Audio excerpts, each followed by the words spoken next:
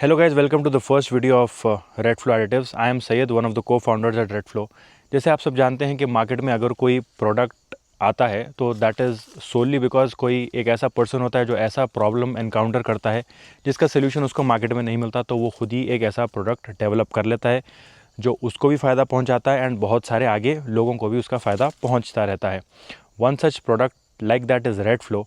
अब Redflow market में आने के बाद ऑलमोस्ट 1.5 to 2 years में Redflow has become one of the best selling products on online platforms like Amazon and Flipkart, of course हमारी website as well.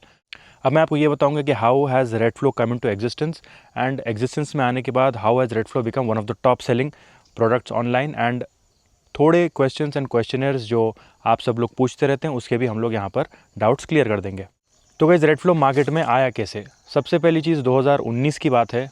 मैं चलाता हूँ एक 2009 की टोयोटा फॉर्च्यूनर डीजल वेरिएंट जो ओजी फॉर्च्यूनर है.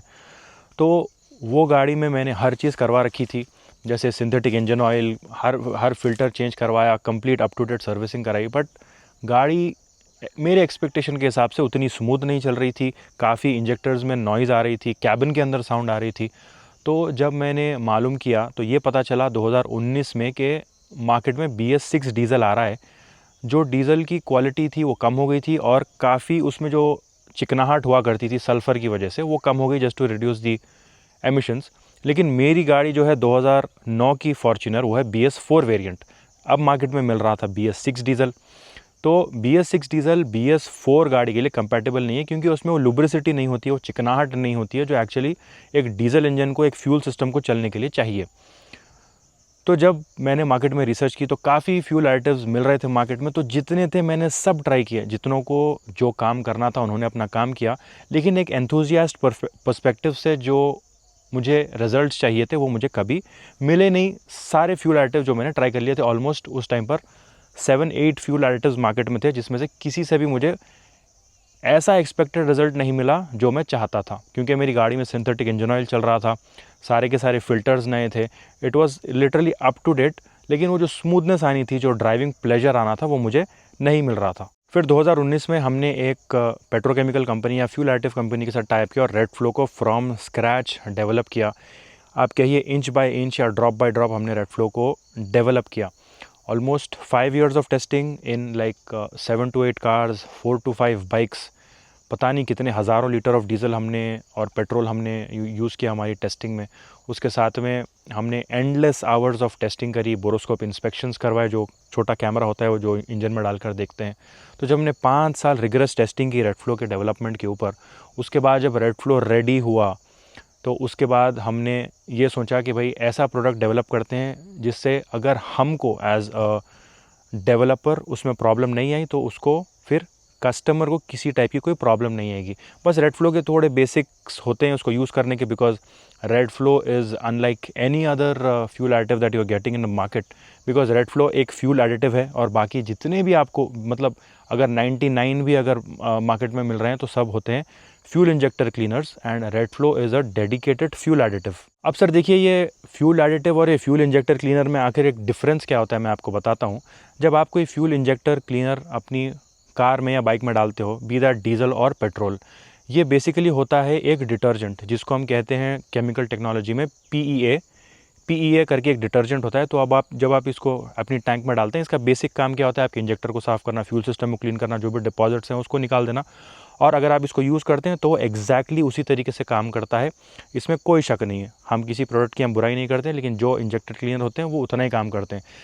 सबसे इंपॉर्टेंट चीज़ ये होती है कि जब आप इंजेक्टर क्लीनर डालते हो अपनी कार में, तो जब फ्यूल सिस्टम में वो जाकर फ्यूल सिस्टम में बर्न होकर बाहर निकलता है, तो जो ECU होता है आपकी कार का या बाइक का, जो ऑनबोर्ड कंप्यूटर जिसे हम कहते हैं इंजन कंट्रोल यूनिट, जो आपकी फ्यूल सप्लाई और एयर को जो रेगुलेट करता है, ये फ्यूल इंजेक्टर क्लीनर जो डिटर्जेंट बेस्ड होता है, ये ECU की पकड़ में नहीं आता.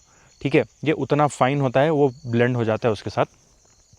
एंड जो एक फ्यूल एडिटिव होता है जैसे रेडफ्लो, जिसमें it's like a lot going on in it, तो जब आप इसको फ्यूल में डालते हो both in petrol and diesel, ये क्या करता है? ECU की पकड़ में आता है. जब ECU की पकड़ में ये आता है तो ECU क्या करता है? उस टाइम पर आपके एयर और फ्यूल रेशियो को रेगुलेट करना चालू करता है. अब इसमें भी क्या होता है, 2 टाइप के ECU आते हैं आपके पास. एक तो आता है एक सेल्फ लर्निंग ECU जिसे हम कहते हैं, जो अडेप्ट करता है, मतलब कुछ भी चेंजेस हो फ्यूल में, एयर में, वो अडेप्ट कर लेता है। एक होता है नॉन लर्निंग ECU जिसे हम कहते हैं जो बिल्कुल अडेप्ट नहीं करता, वो एक ही एल्गोरिदम पर एक ही रीडिंग्स के साथ मार्केट सप्लायर के पास से आता है आपकी कार में या बाइक में। और ऐसे जो नॉन लर्निंग ECU होते हैं एकदम ये बजट ऑप्शंस में आते हैं। फॉर एग्जांपल अगर हम कंसिडर करें एक मारुति की गाड़ी, फॉर एग्जांपल एक स्विफ्ट डीजल जो आया करती थी, उसमें 3 वेरिएंट हुआ करते थे। एक होती थी LDI, एक होती थी VDI और एक होती थी द टॉप मॉडल ZDI। अब हम ये कह सकते थे कि जो VDI और ZDI जो मिड और टॉप मॉडल थे उसमें सेल्फ लर्निंग ECU आया करता था, और ये जो LDI हुआ करती थी इसमें एक non adaptive non learning ECU आया करता था। वैसे ही जस्ट टू कट कॉस्ट और एंड बजट लाइक दैट। तो आज भी जितनी भी कार्स आती हैं जो बजट वेरिएंट्स आती हैं उसमें ये सेल्फ लर्निंग ECU नहीं आता। तो ऐसे कार्स में क्या होता है, जब आप एक डेडिकेटेड फ्यूल एडिटिव जैसे रेड फ्लो डालते हैं तो ये उसका ECU उसको पकड़ नहीं पाता, उसको समझ में नहीं आता है क्या करना होता है। तो वो क्या करता है, कभी कभार फ्यूल ज़्यादा डंप कर देता है, जिसकी वजह से कुछ लोगों को परफॉर्मेंस स्मूथनेस मिलता है लेकिन माइलेज या तो ड्रॉप होता है, तो माइलेज इंक्रीज़ होता ही नहीं है उनका। It is not just the problem of your car, not the problem of red flow, but it is just that कि आपका ECU जो है वो उसको अडेप्ट नहीं कर पा रहा। And when ECU is adapting, तो आप लोग देख रहे हैं और हमारे रिव्यूज़ में भी लोग मेंशन कर रहे हैं कि हम जो क्लेम करते हैं 20% एफिशिएंसी, काफ़ी लोगों को 30, 40, इवन 50% एफिशिएंसी भी आई है, because red flow is that kind of product. और एक बार आपका ECU उसको पकड़ ले और ECU एक बार कैलिब्रेट कर ले, then there is no going back. देखिए सर, अब बात करते हैं कि रेड फ्लो कैसे यूज़ करना है। अगर आप ये 300 ml की बॉटल चेक करें जो हमारी आती है, तो इसको जब आप पेट्रोल में यूज़ करते हैं तो बस आपको 3 ml पर लीटर यूज़ करना है, जो अभी E20 फ्यूल आ रहा है उसके लिए। तो इसमें आप जब इसको गियरलेस स्कूटर में यूज़ करेंगे या फिर आप इसको अपनी बाइक में यूज़ करेंगे, बस आपको इसको 3 ml पर लीटर के हिसाब से यूज़ करना है। एंड उसके अलावा अगर आप इसको यूज़ करते हैं अपनी कार में, तो अगर आपकी कार की टैंक कैपेसिटी होगी 40 से 50 लीटर पेट्रोल की, तो इसमें आपको, अगर आप मेजर नहीं करना चाहते, उतना हेडेक नहीं लेना चाहते, तो बस आपको ये जो बॉटल है ये हाफ़ बॉटल, ओनली हाफ़, ठीक है, ओनली हाफ़ बॉटल इसको आपको डालना है अपनी फुल टैंक में पेट्रोल के लिए। तो ये एक बॉटल पेट्रोल कार के लिए 2 टंकी के लिए आपको चल जाएगा। सिमिलरली अगर आपकी कोई डीजल कार हो, डीजल कार की अगर आपकी टैंक कैपेसिटी है 40 से 50 लीटर, तो आधी टंकी में आधा बॉटल जाएगा ये, या फिर फुल टंकी में फुल बॉटल जाएगा ये फॉर डीजल। उसके साथ अगर आप लोग को इसको SUV में इस्तेमाल करना है, like 70 to 80 litres tank capacity जिसकी है, तो आप बेस्ट ये कर सकते हो कि बस आप ये एक फुल बॉटल डाल दो और 50 से 55 लीटर डीजल भरवा दो, अगर आपको 80 लीटर्स नहीं करना है। अगर आपको 80 लीटर्स करना है तो या तो इसके 2 बॉटल आप लोग लेकर यूज़ कर सकते हैं, या फिर आप 1 लीटर का जो हमारा पैक आता है, आप वो 1 लीटर का पैक लेके वो 1 लीटर का pack half bottle in 70 to 80 litres of diesel ऐसे यूज़ कर सकते हैं। अब बात करते हैं कोई मैकेनिकल चेंजेस की आपकी गाड़ी में। अगर आपको रेड फ्लो यूज़ करना है तो आपको क्या करना पड़ेगा। Yes, there are some changes और some precautions that you have to use while using Redflow. सबसे पहली चीज़ ये है कि आपको अपनी कार का या अपनी बाइक का, अगर उसमें एप्लीकेबल है, तो उसका डीजल फ़िल्टर या पेट्रोल फ़िल्टर, जिसको हम कहते हैं एक फ्यूल फ़िल्टर, तो अगर आपकी कार का या बाइक का फ्यूल फ़िल्टर पिछले 20,000 किलोमीटर, दैट इज़ 20,000 किलोमीटर्स में अगर वो चेंज नहीं हुआ है तो उसको चेंज करवा लें। एंड उसके बाद आप बिंदास ये प्रोडक्ट जो है रेड फ्लो वो यूज़ कर सकते हैं। हम इसीलिए ये बोलते हैं because being also an injector cleaner, इसके अंदर माइल्ड डिटर्जेंट्स जो है, अगर आपका फ्यूल फ़िल्टर गंदी शेप में हो, it is in bad shape, अगर वो पूरा इट इज़ क्लॉग्ड अप, तो इंजेक्टर क्लीनर हो या फिर रेड फ्लो जैसा फ्यूल एडिटिव हो, वो क्या करते हैं, फ्यूल फ़िल्टर से बाहर की तरफ, मतलब आपके इंजेक्टर्स की तरफ फिर उस गंदगी को पुश करते हैं, जिसकी वजह से क्या होता है कि आपके इंजेक्टर्स क्लॉग अप हो जाते हैं, इंजेक्टर डैमेज हो जाते हैं। तो लोग क्या करते हैं फिर ऐसे टाइम पे, फिर या तो फ्यूल एडिटिव को वो लोग रिस्पॉन्सिबल बोलते हैं या फिर फ्यूल इंजेक्टर क्लीनर को रिस्पॉन्सिबल बोलते हैं और व्हाटएवर, लेकिन बट दे वुड नॉट सी कि because of their own mismanagement, जो उन्होंने गाड़ी को मेंटेन नहीं किया, उन्हें पता ही नहीं था कि भाई फ्यूल फ़िल्टर भी या डीजल फ़िल्टर भी चेंज करना होता है, तो उसकी वजह से क्या होता है, उनके फ्यूल इंजेक्टर ख़राब हो जाते हैं। तो अगर आपकी गाड़ी अच्छे से मेंटेन करी हुई है और अगर आप उसका फ्यूल फ़िल्टर पिछले 20,000 किलोमीटर में चेंज हुआ है, देन आप बिंदास ये प्रोडक्ट यूज़ कर सकते हैं, आपको 100% गारंटीड रिजल्ट्स मिलेंगे। दूसरी चीज़ ये है कि it is very much suggested कि अगर आपका एयर फ़िल्टर अच्छी कंडीशन में हो और एयर फ़िल्टर के साथ जो एक मैफ सेंसर लग के आता है, अगर आप उसको साफ़ करवा लें time to time, like 6 to 8 months या रफली 1 ईयर में उसको भी एक बार क्लीन करवा लें, एक स्प्रे आता है मैफ सेंसर क्लीनर का स्प्रे, तो डीजल फ़िल्टर अच्छा हो, आपका एयर फिल्टर अच्छा हो, मैफ सेंसर अच्छा हो, अगर ये सब क्लीन कंडीशन में है और आपका इंजन ऑयल अगर बेटर कि अगर आप फुली सिंथेटिक इंजन ऑयल अगर आपकी कार या बाइक में यूज़ करें और फिर अगर आप रेड फ्लो डालेंगे तो इसका रिज़ल्ट आपको एम्पलीफाई हो जाएगा। एंड वन लास्ट थिंग, अगर आपके पास कोई गाड़ी है, बजट गाड़ी है, तो उसमें आप एक बार रेड फ्लो ट्राई करके देख लीजिए। अगर उसमें सेल्फ लर्निंग ECU अगर नहीं है तो आपकी गाड़ी में जो परफॉर्मेंस एक्सपेक्टेड है वो नहीं आएगी। और अगर आपकी गाड़ी में सेल्फ लर्निंग ECU है तो वो 100%, 100 क्या 200% रेड फ्लो को अडेप्ट कर लेगा और आपकी गाड़ी का performance, mileage, pickup, smoothness, everything will just sky rocket. ठीक है, तो ये जो सेल्फ लर्निंग ECU की जो हम बात कर रहे हैं, ये ECU आपको almost 80 to 90% of the vehicles जो इंडियन मार्केट में उसमें आपको मिल जाएगा। बाकी जो लोग एक फ्यूल एडिटिव यूज़ करने से डरते हैं कि भाई उनका इंजन ख़राब हो जाएगा या इंजन में कुछ प्रॉब्लम आ जाएगी, देखिए हम आपको ये बोलना चाहते हैं कि ये प्रोडक्ट्स जो होते हैं वो आपको यूज़ करने में बिल्कुल टेंशन नहीं लेनी चाहिए, एज लॉन्ग एज आपका इंजन एक मिनिमलिस्टिक लेवल के ऊपर या फिर जनरली मेंटेन किया गया हो। और सबसे इम्पॉर्टेंट चीज़ कि भाई आपको पता है कि आपकी नज़रों के सामने उस गाड़ी का या फिर उस बाइक का फ्यूल फिल्टर आपकी नज़रों के सामने चेंज हो, ये आपको बहुत अच्छे से पता होना चाहिए।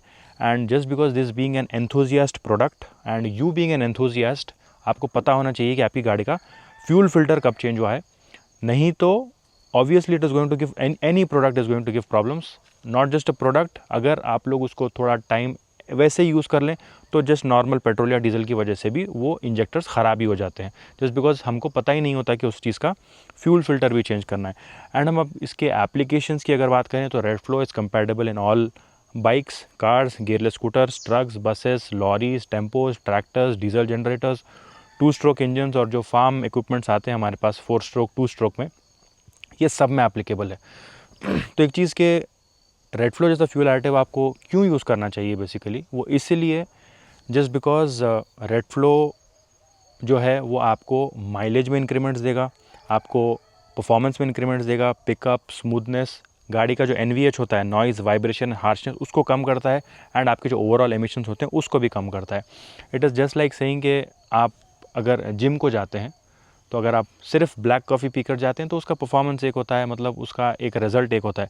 लेकिन अगर आप कोई प्रॉपर प्री वर्कआउट, उसके साथ में एक बनाना स्मूदी, अगर ड्राई फ्रूट्स खा के जिम में जाते हैं तो फिर उसका रिज़ल्ट इतना एम्पलीफाई होता है कि आपको 1 घंटा या 2 घंटे मज़ा आता है जिम करने में। तो as an enthusiast making this product and this being an enthusiast product, हमारा तो बस यही गोल है कि आप जब रेड फ्लो यूज़ करें तो आपको आपकी ड्राइविंग में वो प्लेजर मिले, वो मज़ा है 1-1 किलोमीटर में, कि जब आप गाड़ी को पुश करें, गाड़ी का पिकअप आपको उतना अच्छा महसूस हो और गाड़ी आपसे हर किलोमीटर में आपसे बात करे, ताकि each and every kilometre becomes enjoyable to you. तो कंक्लूजन यही है कि हम लोग आपके साथ बने रहेंगे, आप भी हमारे साथ बने रहिए। एंड जितने भी हमारी तरफ से हो सकते हैं क्वेरीज़, क्वेश्चनर्स हम आपके सामने यहाँ पर सॉल्व करते रहेंगे। और आप लोग के पास भी अगर कोई डाउट्स हो तो आप कमेंट्स में पूछिए, हमारी टीम आपके हर सवाल का जवाब देने की पूरी कोशिश करेगी। Thank you for being with us and hope you like Red Flow. Check out our products on Amazon, Instagram as well as on our official website. Thank you so much. Good day to you guys.